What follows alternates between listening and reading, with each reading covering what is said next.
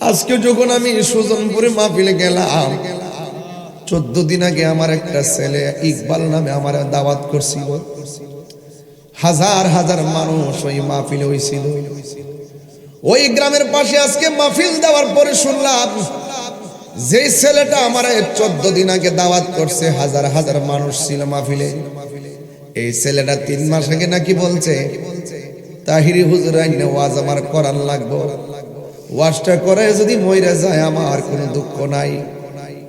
আজকে সকালবেলা 8টার সময় বলতেছে আমি ঢাকা যাইলাম, হইলে যাইতাম না, তাহির হুজুর ওয়াজ আছে আমাদের সুজনপুরে, ওই এলাকার ওয়াজটা না শুনে আমি ঢাকা যাইতাম না।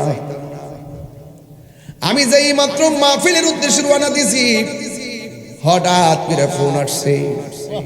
ওই ইকবাল মাহফিলে যাওয়ার জন্য রওনা দিছে, কিন্তু হঠাৎ কইরা ইকবাল দুনিয়া থেকে বিদায় হয়ে গেছে।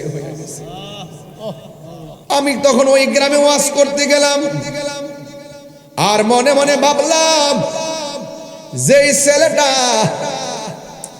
আমার ব্যাপারে বলছে ওয়াজ কইরা যদি মইরা যায় মনে কোনো দুঃখ নাই, তাহির হুজুরে আনতেই হবে।